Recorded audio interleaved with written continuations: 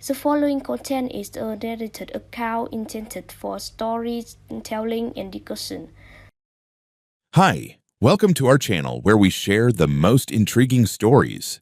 When Andrew Miller set foot on the land his grandfather left him, he saw freedom and a fresh start.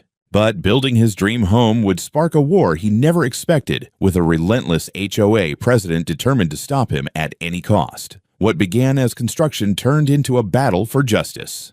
I'd always imagined what it would feel like to stand on my own land, a blank canvas stretched across 15 acres of rolling hills, woods, and open sky. And that morning, when I finally set foot on the property my grandfather left me, I felt like a king surveying his quiet kingdom. Sure, it wasn't polished. There were wild patches of weeds, an old rusted gate, and a gravel driveway that had more potholes than stones, but it was mine. All mine. After years of cramped city apartments and listening to neighbors' arguments through thin walls, this was the freedom I'd been chasing. And now I was here, blueprint in hand, ready to build the house I'd been sketching since college. The first few hours felt like a dream. The construction crew arrived right on time, unloading tools, setting up temporary fencing, marking foundations. I walked the site with the foreman, discussing materials, double-checking the angles of the sun for the big south-facing windows I'd always wanted. By noon, the hum of engines and the rhythmic clatter of hammers filled the air. I sat on the tailgate of my truck, sipping coffee, watching the place come alive. It was all happening. Then she appeared. At first, I thought she was just a curious passerby. She marched up the gravel drive in pristine white sneakers, wearing oversized sunglasses and a blazer like she was headed to a board meeting. She held a sleek leather folder in one arm, and a tight smile was plastered on her face like a badge of authority. I stood up, wiping dust off my jeans. "Can I help you?" I asked. She tilted her head, the smile sharpening. "You must be Mr. Miller." "I'm Karen Stafford, president of the Oakfield Estates Homeowners Association." Her voice carried that clipped, no-nonsense tone that instantly put me on alert. I nodded slowly. "Nice to meet you, Karen. But just so we're clear, this property isn't part of Oakfield Estates. It's a separate parcel, not under HOA jurisdiction." She laughed softly, almost pityingly. "Oh, I'm well aware of what the papers say, but you're right next to our community. We have certain aesthetic standards to maintain. I noticed your crew unloading materials this morning. I assume you've submitted plans for review." I raised an eyebrow. "Review? I already have my building permits from the county." Her smile faded just a fraction.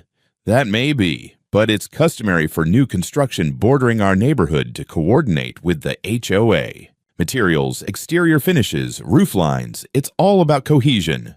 "I'm sorry, but I'm not obligated to coordinate anything with the HOA. I'm building on private land outside your association's boundaries."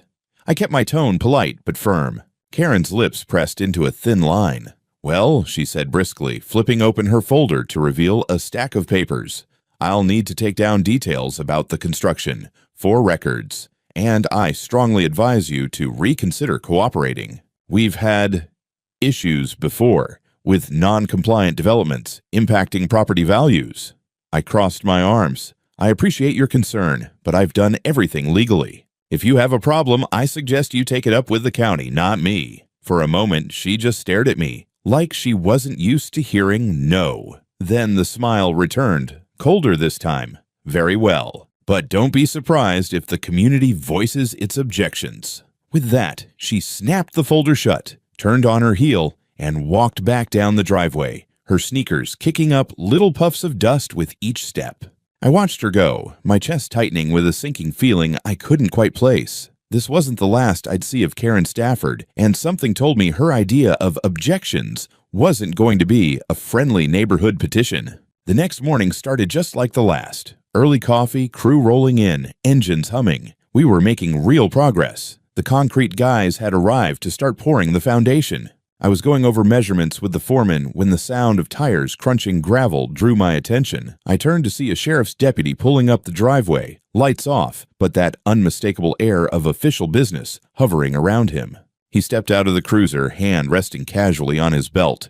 "Morning, sir. I'm Deputy Collins. Got a report of illegal construction happening out here. Thought I'd swing by." I blinked. Illegal? From who? He checked his notepad. "A Ms. Karen Stafford says you're building without proper permits, creating safety hazards, disturbing the peace. A few other things. He looked around, unimpressed by the supposed chaos. You got your paperwork? Sure do. I reached into my truck, pulled out the folder where I'd been keeping every permit, approval, and inspection letter like my life depended on it. Handing it over, I watched as he flipped through each sheet carefully. Everything's in order here, he said after a minute, handing it back. Looks like you're good to go. I let out a breath I hadn't realized I'd been holding. Appreciate it, Deputy. Sorry you had to come all the way out, he shrugged. Part of the job. We get calls like this sometimes. But if she keeps calling, well, let's just say we've dealt with her before. That last line stuck with me more than I liked. As the deputy drove off, I glanced toward the edge of the property, half expecting to see Karen peeking through binoculars. Nothing, but somehow, I knew she was watching. By lunchtime, the crew was joking about the visit, calling me the outlaw architect. I tried to laugh along, but that knot in my stomach was growing. And sure enough, the next morning, the sheriff's cruiser showed up again. Different deputy, same story. Noise complaint, the young officer explained. Reports of machinery operating outside approved hours. I checked my watch.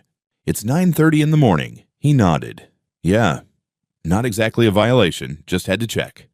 That afternoon, Karen made a personal appearance. She stood outside the temporary fence, arms crossed, snapping pictures on her phone like she was gathering evidence for an expose. Everything okay, ma'am? I called out. She didn't answer, just clicked another photo, turned, and walked away without a word. It didn't stop there. Over the next few days, the police kept coming, each time citing a different complaint from Karen. Debris visible from the road, unsafe equipment storage, unauthorized workers on site. Each time, I'd show the officers the paperwork. They'd apologize and leave. By the end of the week, the crew was grumbling. Boss, is this going to be every day? One of them asked. Feels like we're being harassed. I didn't have a good answer. Even the foreman, a guy who'd worked job sites for 30 years, was getting rattled. I've seen nosy neighbors before, he muttered. But this one's something else. That night, as I sat on the tailgate with a beer, watching the sun dip below the hills, I wondered what Karen's endgame really was. She wasn't just annoyed. She was laying siege. And I had the sinking feeling she was just getting started. By the start of the second week, the daily visits from the sheriff's department had become a grim routine. It was almost comical. Almost. Every morning, like clockwork, a patrol car would pull up my driveway. Some days it was Deputy Collins again. Other days a different officer, always polite, always apologetic, always tired of the same song and dance. Sorry to bother you again, Mr. Miller, one deputy told me as he unfolded a slip of paper. We got a report of unlicensed workers on the premises. I sighed. Want to see their IDs? I've got copies of every subcontractor's credentials right here. He waved a hand. Not necessary, just needed to log the visit. Frankly, we know what's going on. Karen wasn't even bothering to be subtle anymore. Some days, I'd catch her standing at the edge of her property line with a pair of binoculars, jotting notes into a little book, like some wannabe building inspector. Other times, she'd stroll by in broad daylight, phone held high, filming the workers, the equipment, the dirt piles, muttering under her breath about community standards and environmental violations. It wasn't just the cops anymore either. I started getting official-looking letters from the county.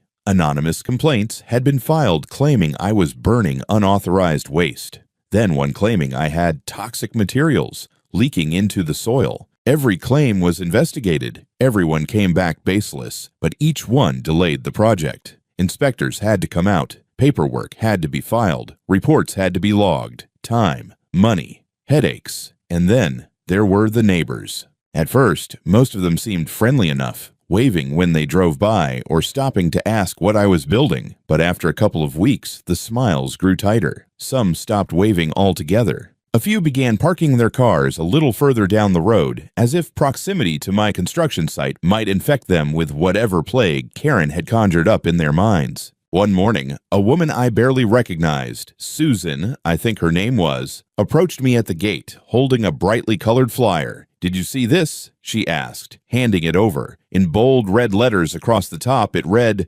"Stop the eyesore. Protect our neighborhood." Below was a grainy photo of my partially built frame surrounded by dirt piles and scaffolding. Underneath were bullet points warning of decreased property values. increased traffic, and safety hazards for children. I stared at it. Where did you get this? Karen's been handing them out at HOA meetings, Susan said quietly, and mailing them. I let out a slow breath, folding the paper. Thanks for letting me know.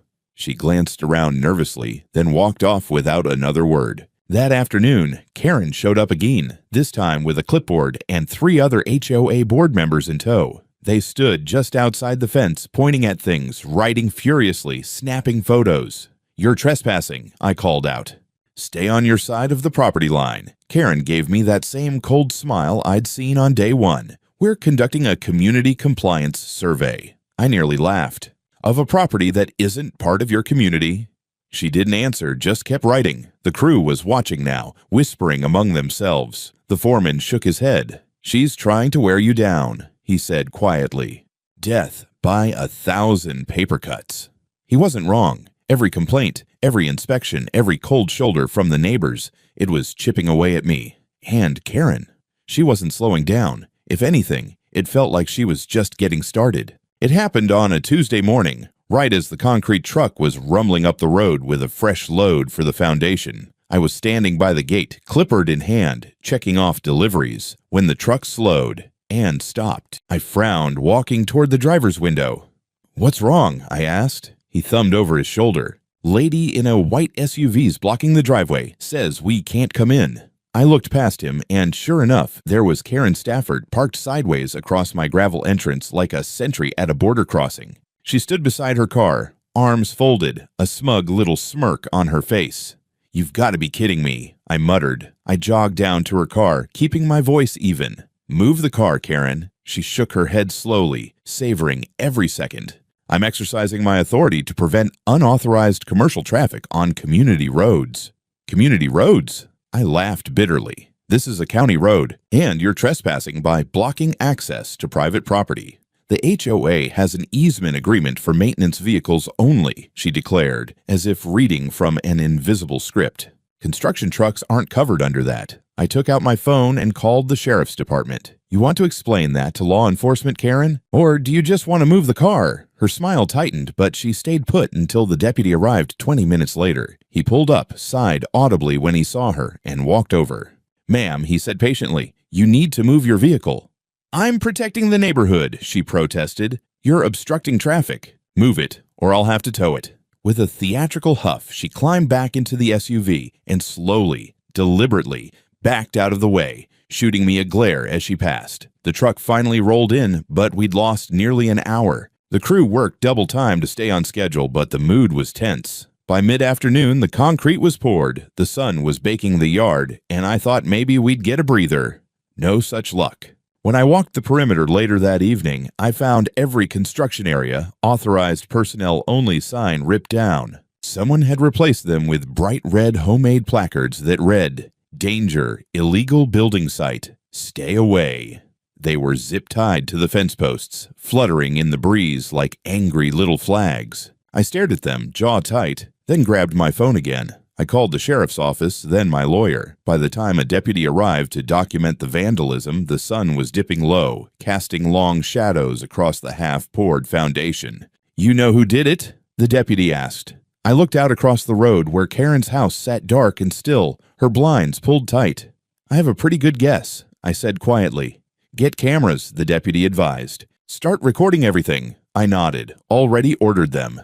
The next morning, the cameras went up, motion activated, night vision, cloud storage. I wasn't going to let her rewrite the narrative anymore. That afternoon, Karen returned, this time leading a small entourage of HOA members, clipboards in hand. They clustered near the fence, pointing at things, jotting notes, taking photos. What now? I called. We're conducting a site inspection, Karen answered smugly, for the safety of the neighborhood. You're not inspectors. You don't have jurisdiction.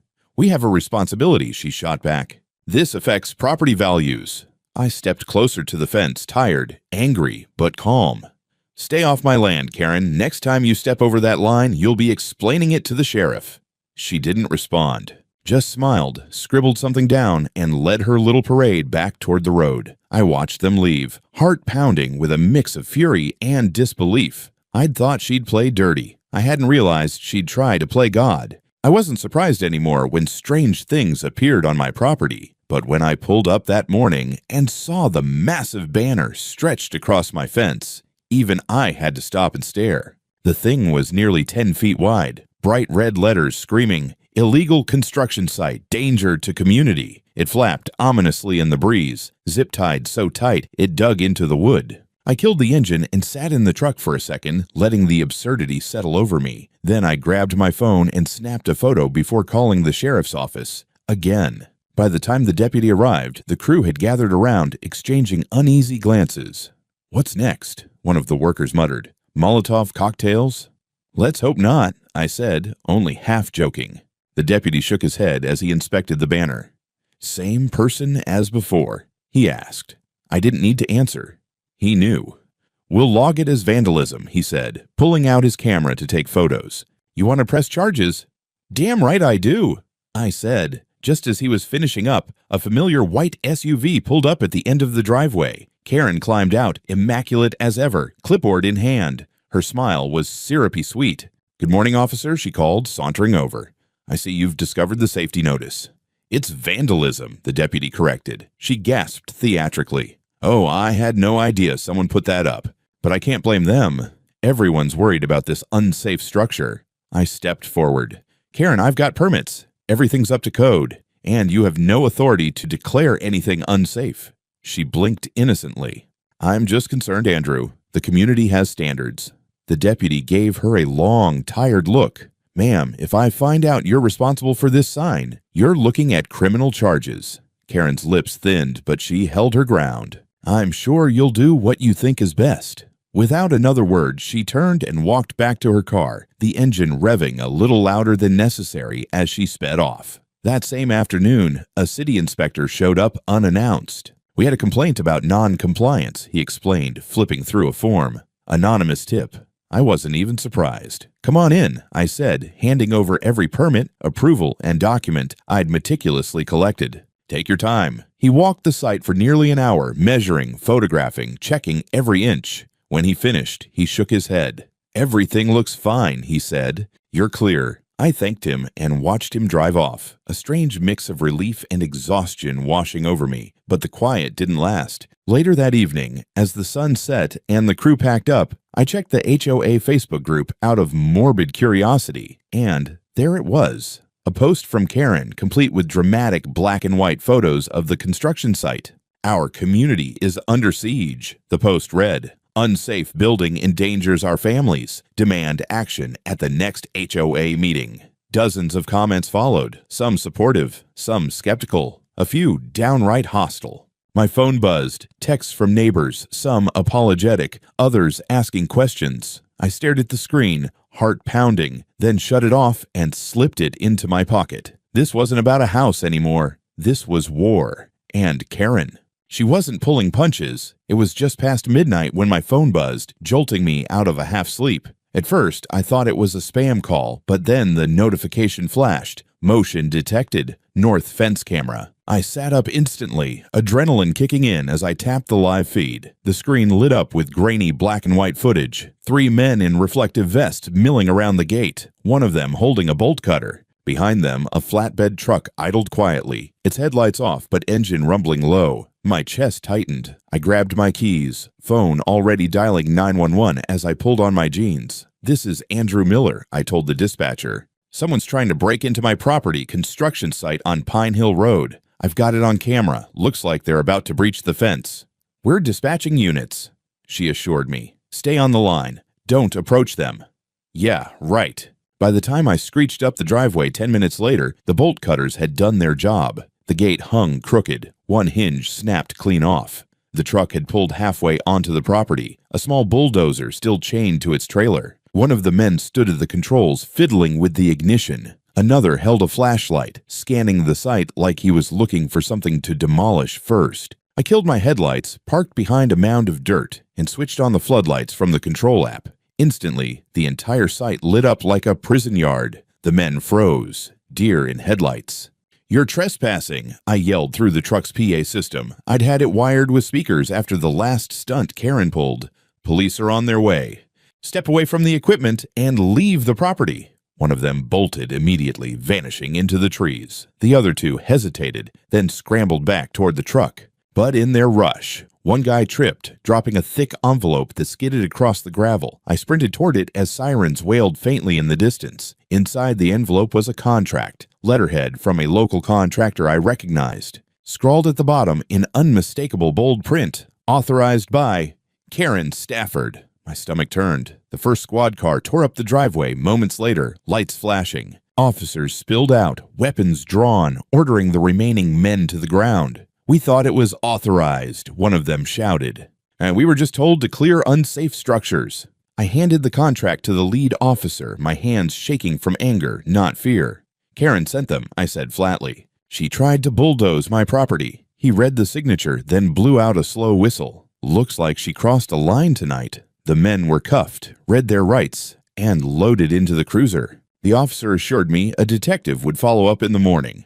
"This isn't just trespassing anymore," he added. "This is criminal damage and conspiracy." As the last taillights disappeared down the drive, I stood in the eerie quiet of the floodlit yard, heart still pounding. The bulldozer sat untouched, gleaming under the harsh white lights. My broken gate creaked softly in the breeze. I pulled out my phone, stared at the contract again, and shook my head. She really did it. She really went that far.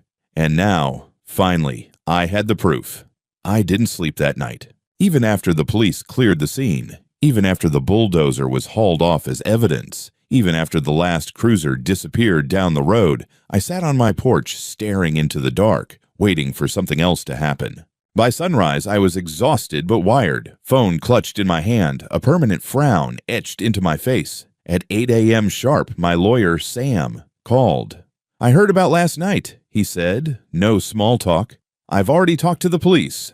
They've got enough to bring charges against Karen. That contract you found, it's the smoking gun." I let out a low breath. "You think they'll actually arrest her?" "Andrew," he said dryly, "she hired a crew to illegally bulldoze your property under a forged claim of authority. Yeah, they're arresting her." He wasn't kidding. By 10 a.m., I got the call. Karen Stafford had been arrested at her home, still in her silk bathrobe, hauled off in handcuffs while neighbors watched from their windows. According to the deputy who called me, she'd put up quite the performance, demanding to see their badges, threatening lawsuits, insisting this was all a misunderstanding. None of it worked. The charge sheet was long. Criminal trespass, attempted property destruction, conspiracy to commit vandalism, and, thanks to the stack of forged documents they found in her office, a fat count of fraud. I couldn't help but smile. "Finally," I whispered to myself. But it got better. Later that day, Sam forwarded me copies of the police reports. Turns out Karen hadn't just authorized that late-night bulldozer stunt. She'd spent the last month trying to get my land forcibly annexed into the HOA. Fake maps, falsified applications to the county zoning board. Even a doctored signature she'd claimed was my grandfather's, supposedly agreeing to fold the land into Oakfield Estates before he died. I read every word twice, a cold mix of shock and vindication settling in. She hadn't just wanted to stop my house. She'd wanted the whole property. She was playing a long con, Sam said when I called him back. If that bulldozer had knocked down enough to make it unsafe, she planned to petition the county to declare it abandoned. Then the HOA could claim easement rights. I stared at the contract again, the forged signatures, the emails they'd recovered. "She really thought she could steal it," I muttered. "She almost did," Sam said grimly.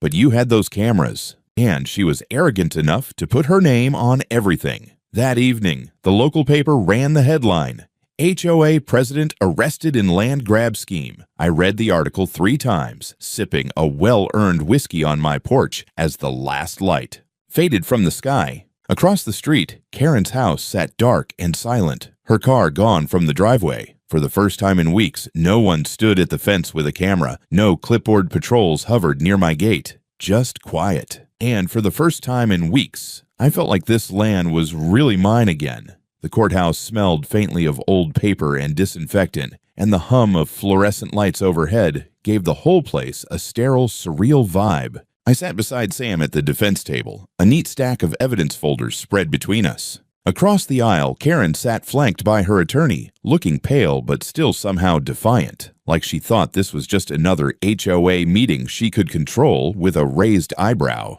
"Don't let her theatrics fool you," Sam whispered. "She's rattled."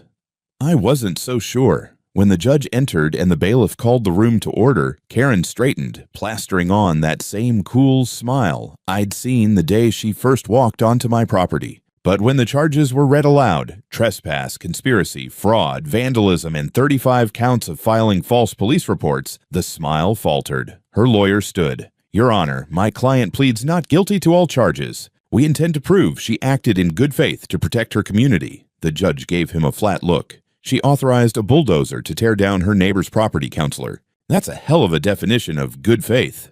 Sam leaned toward me, grinning. We're off to a good start. The prosecution wasted no time. First came the deputies who'd answered all those bogus calls. Each testified to the baseless complaints, the sheer volume of them, and the wasted hours responding to nonsense. Then came the contractor who'd driven the bulldozer that night. She told me the HOA owned the property. He said under oath, said the county had condemned it, and we were clearing it for safety. Sam's cross-examination was swift. And did she provide you with any legal proof of that condemnation? No, sir. Did you think it was odd she paid you cash?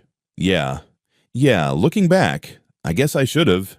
The courtroom murmured. Next, they brought in a zoning official who confirmed Karen had submitted forged maps claiming my land as HOA property. We spotted inconsistencies immediately, he testified. When we asked for original deeds, she stopped responding. Karen's attorney objected frequently, but most were overruled. By the time the prosecution played the security footage of the trespassers cutting my gate and approaching with the bulldozer, even the stenographer paused mid-typing to glance at the screen. And then they called me. I took the stand, palms sweating, but steady. Sam guided me through my testimony, the daily harassment, the fake violation notices, the vandalized signs, the fake banner, the Facebook smear campaigns, the fake safety claims, the midnight invasion. I recounted every step, every call to the police, every moment of watching Karen escalate from nuisance to threat. When Karen's lawyer got his turn, he tried to twist it.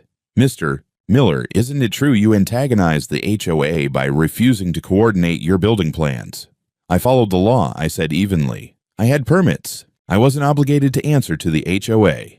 Yet you ignored their concerns. I ignored baseless harassment. That's not the same thing. He pressed.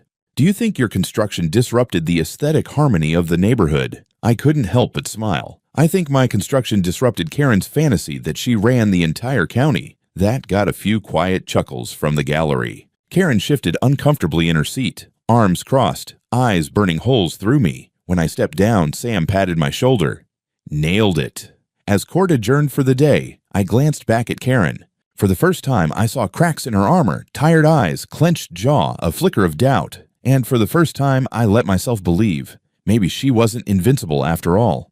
The courtroom was unusually quiet as we all filed back in for the verdict. The hum of whispered conversations had faded, replaced by a thick, expectant silence. I sat at the defense table next to Sam, my hands folded tight in my lap. Across the aisle, Karen sat rigid, lips pressed into a thin line, her lawyer whispering urgently in her ear. She wasn't smiling anymore. All rise, the bailiff called. The judge entered, looking every bit as tired as the rest of us after 3 long days of testimony. He settled into his chair, adjusted his glasses, and looked over the paperwork in front of him.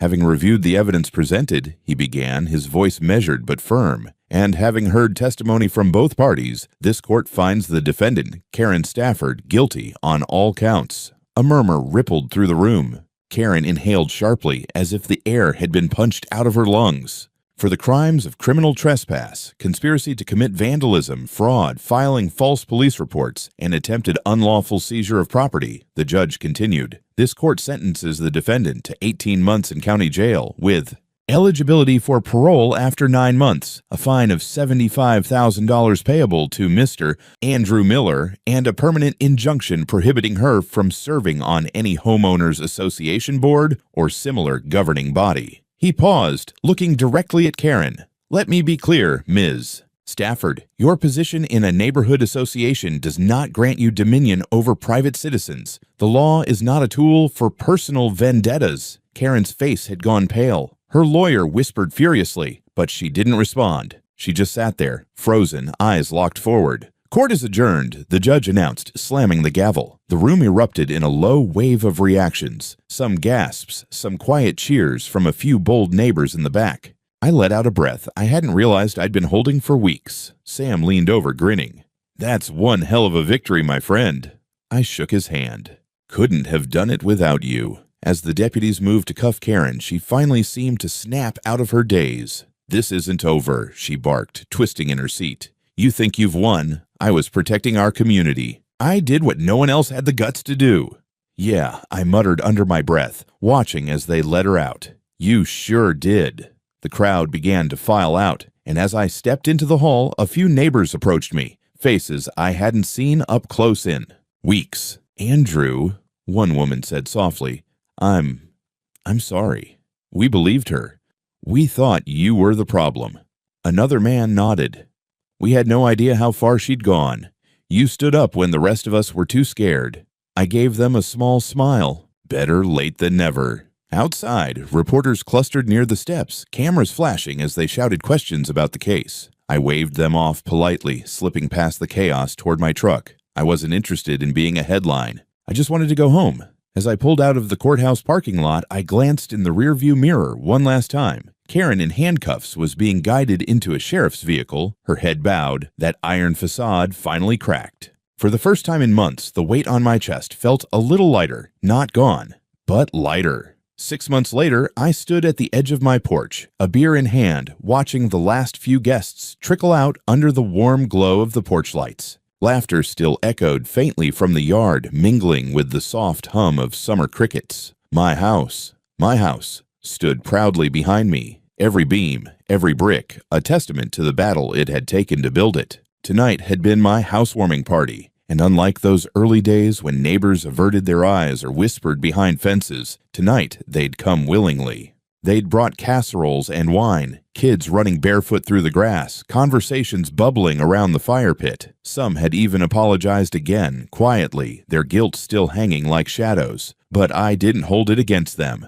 They'd been caught in Karen's web, same as I had. I leaned against the railing, looking out over the land. The rolling acres stretched peacefully under the moonlight, the construction equipment long gone, the scars of the bulldozer tracks now covered by fresh grass. No more banners, no more false violation signs, no more HOA patrols lurking at the fence. Above the front door, a small plaque gleamed under the porch light. Every brick a victory. I'd had it made the day after the sentencing. Inside, the house was exactly what I'd dreamed of all those years. Wide windows framing the trees, warm wood floors underfoot, a kitchen that opened onto the patio where friends now lingered over the last slices of pie. The kind of home that wasn't just shelter, it was earned.